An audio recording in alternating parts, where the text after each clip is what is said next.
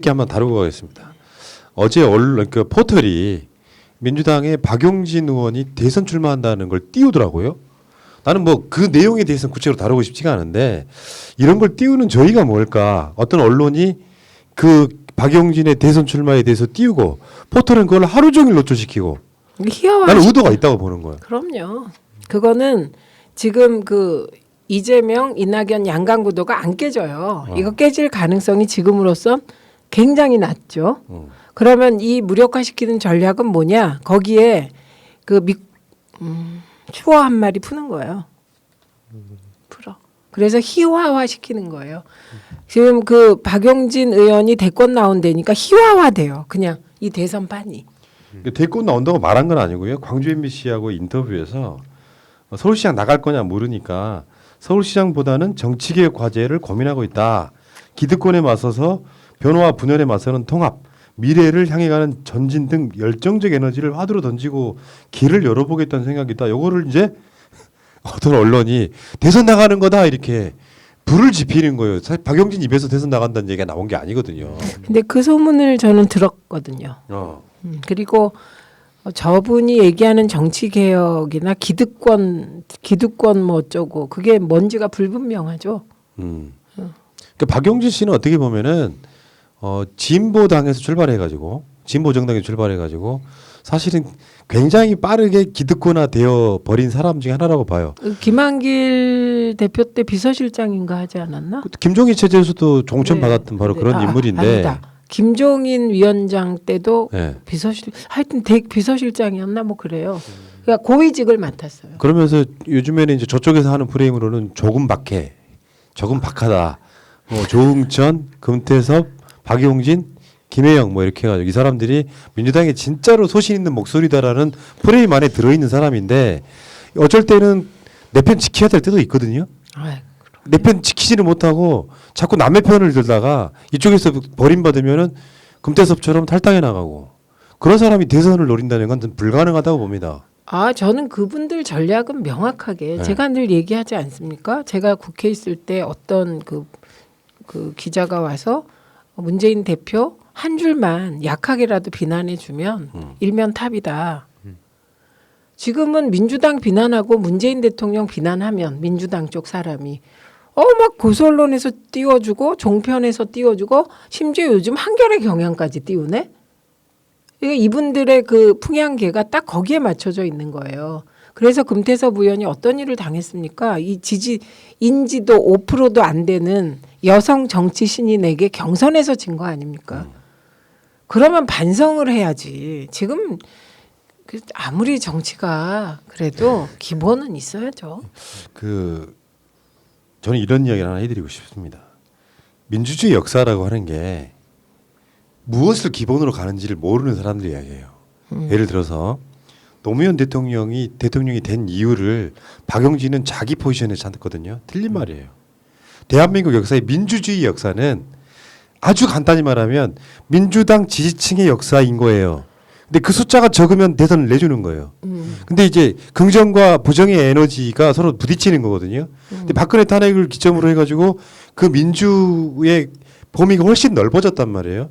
이 사람들이 하는 게 사실은 정답이에요. 그렇죠. 대한민국 역사가 그렇게 발전하는 거라고. 최소한 민주국가에서의 가장 기본은 그 민주당을 현재 지지하는 세력들의 숫자가 적으냐 작으냐로 기준이 나눠서 후퇴했다가 전진했다가 하는 거거든요. 근데 이 사람이 민주당 기반의 지지를 얻지 못하고 정말 소수의 목소리로 전락해서 저쪽으로 넘어가지도 못하고 대선 나가겠다라고 하는 것 자체를 띄우는 거 이런 것 자체는 언론의 그냥 농간일 뿐입니다.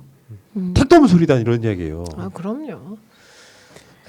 지금 이미 제도 언론의 시대는 사실 저는 끝나간다고 생각하고 그 김경록 PB가 그 KBS의 보도로 당하고 그리고 그 수많은 언론사를 놔두고 유시민의 알릴레오를 찾아갔을 때 그때 제도권 언론 전체는 김경록으로부터 사형 선고 받은 거예요. 아웃당한 거예요. 그거를 굳이 외면하려고 해도 그냥 그건 팩트다. 예. 그리고 하나만 더 제가 짧게 말씀드리면은 언론들이 지금 어떤 짓을 하고 있냐면은 문재인 정부가 이제 말기로 들어가는 상황이잖아요. 그러니까 마치 지금 민주당의 집권 세력이 도덕성을 잃었다. 이런 식의 프레임이랄까 기사 막 쏟아내고 진중권이나 강준만 교수 뭐 글 같은 걸 갖다 대면서 계속해서 푸시를 하고 있거든요. 여기 이제 네임덱 붙이기는 전략인데 아니 그런데 지지율이 50%로 그 이후로 올라간 그러니까요. 거예요. 대통령도 그렇고 민주당도 그렇고 그걸 계속 띄우는 그 의도가 뭐냐면은 순수하게 바라보면 니들 집권 세력이 부패하면 정권을 잃는다는 경고일 수도 있지만 이쪽이 그렇게 부패하거나 그런 게 없어요. 그런 실체가 없다고. 근데 마치 뭐가 있는 것처럼 언론들이 총동원돼가지고 그걸 밀어. 민주당이 지금 부패하고 있고 도덕적으로 다 무너졌다라는 이야기를 계속 선동을 해. 그러면 이게 나중에 내년 서울시장, 부산시장 보궐선거부터 대선 지방선거까지 영향을 주려고 하는 행위를 지금 하고 있는 거예요. 그렇죠. 자락가는 거죠. 네. 예, 그리고 선거 개입하는 거예요. 언론이. 일방적으로 한쪽을 막 부패 타락으로 몰아감으로써. 근데 박덕흠이 있잖아요.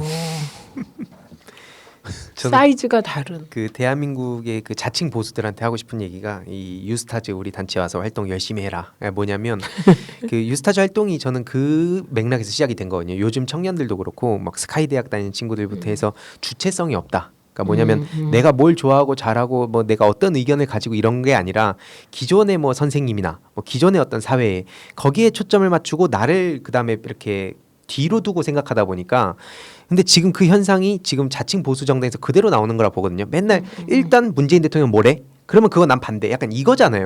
그러니까 이제 자기네들의 철학이 없이 계속 다른 그 민주당에 초점 맞춰서 누구를 뭐 데려온다든지 뭐 이런 식으로 얘기하는데 저는 이거는 진짜 이런 사람들이 더 발생하지 않기 위해서라도 유스타즈 활동을 통해서 네. 앞으로 자라는 청소년들 주체성을 길러야 된다. 인문학 어머, 교육 나 정말 거기 심각합니다. 후원할래. 거기 무슨 후원 안 받아요? 아니 저희 모시고 싶습니다. 이런 아. 기자들 저 그냥 양성하고. 저는 뭐 공짜로 갑니다. 공짜로. 감사합니다. 네. 영광입니다. 가서 밥도 삽니다. 그러니까 어쩌면 아마 집권 말기로 갈수록 뭐 보궐선거도 있지만 자꾸 혼돈의 시대를 만들려고 할 겁니다. 나라가 평온해야 돼요. 집권 세력은. 근데 평온하지 않다는 것은 이미지를 주기 위해서 계속해서 흔들어대고 대표적으로는 실체도 없는 도덕성 이야기를 계속해서 푸시를 하는 이런 상태가 될 거라고 일단 보는 거거든요. 그 김용민 의원이 어떤 걱정을 했냐면 이대로 공수처가 만들어지면 그 공수처는 보수적인 공수처장이 들어올 수밖에 없고 예.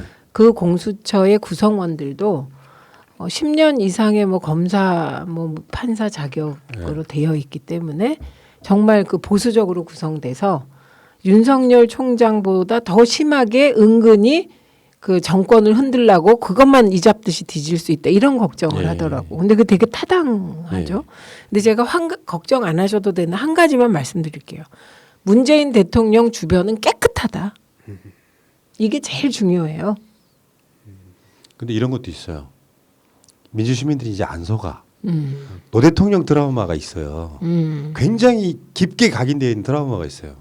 아 이렇게 해서 실체도 없는 걸로 사실은 그 비슷한 시도가 조국 장관 털기 또 그 같은 맥락에 있다고 보거든요. 만약에 조국 장관 관련해서 난 그런 적 없다고 했는데 재판 과정에서 말도 안 되는 막 비리가 나와가지고 수백억을 막 해먹은 결과물이 나왔다면 모를까. 37만 5천 원이 뭡니까? 단일 대마주. 저 그거 보고 엄청 웃었어요. 아, 37만 5천 원 반일 테마준 정말 그것도 두 건. 그런 이게 이런 거야. 이게 요즘 그 개그를 안 보는 이유. 검찰 개그, 정치 개그. 그게 너무 허무 개그라. 깜짝 놀랐어요. 재밌어서.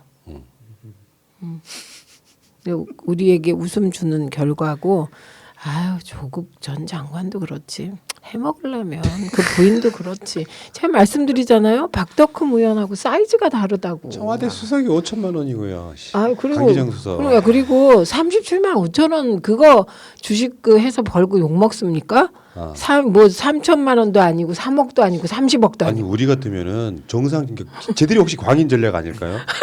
아니 재판장에서 우리한테 웃길 수밖에 없는 거를 37만 5천 원 반일 테마주를 지금 정경심은 사고 그 타이밍에 남편은 지금 죽창가를 올리면서 한일 무역 전쟁을 하고 있다는 것을 밝히면 이게 고개를 끄덕끄덕하면서 37만 5천 원씩이나 벌었단 말이야. 할 사람이 국민 중에 누가 있냐고. 저 있긴 할 것 같아. 5살짜리 애가 알면.